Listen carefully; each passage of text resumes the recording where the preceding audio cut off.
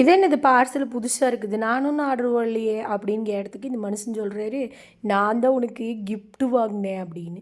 அப்படியா, எனக்கா கிஃப்டா, எதுக்கு அப்படின்னு கேட்டதுக்கு சொல்கிறாரு, நம்மளுக்கு ஆனிவர்சரி வருதுல்லோ, அதுக்கு தான் உனக்கு gift வாங்கியிருக்கிறேன் அப்படின்னாரு. அடடா பரவாயில்லையே, மனுஷனுக்கு புத்தி வந்துருச்சு போ அப்படின்னு நினச்சிட்டு ஓப்பன் பண்ணி பார்த்தா, ஏன்டா ஓப்பன் பண்ணோன்னு ஆகிப்போச்சுங்க.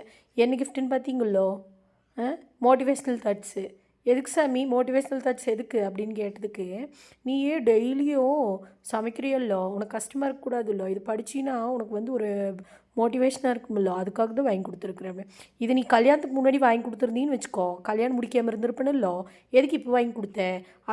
ஐ வில் ஒர்க் ஹார்டு. ஓ, இதுக்கும் மேலே நான் நல்லா சமைச்சு போடணும், அது வந்து நீ மூக்கு பிடிக்க சாப்பிட்றதுக்கு வந்து இந்த மாதிரி ஒரு தாட் வாங்கி கொடுத்துட்டு ஒரே சண்டை.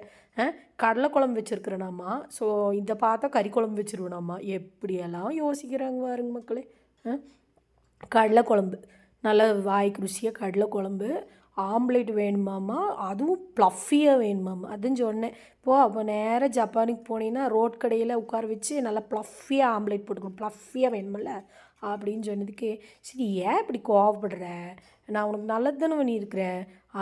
ஏன் மக்களே, இது இந்த கூத்து எங்கேயாவது நடக்குமா?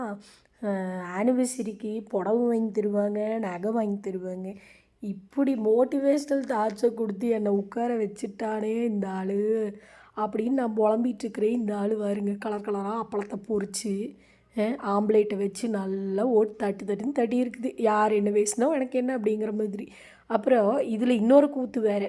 நானே கடுப்பில் உட்காந்துட்ருக்குறேன். சரி நான் உனக்கு சாப்பிட்டுட்டு ஜூஸ் போட்டு தரேன். நான் அப்போவே சொன்னேன், வேண்டாம் எனக்கு ஜூஸு வேண்டாம், பேசாமல் கடை அப்படின்னு சொன்னேன். ஆப்பிள் ஜூஸு, ஆரஞ்சு ஜூஸு, மாதுளை ஜூஸு, கோவமாக இருந்து சமாதானப்படுத்தி இந்த ஜூஸெல்லாம் பார்த்துருக்கேன். எவனாவது நெல்லிக்காய் ஜூஸ் போட்டு கொண்டு வருவானா?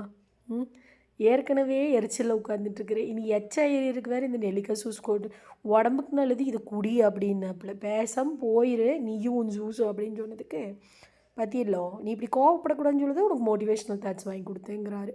இதை எங்கே போய் நான் சொல்லுவேன், என்ன பண்ணுவேன்?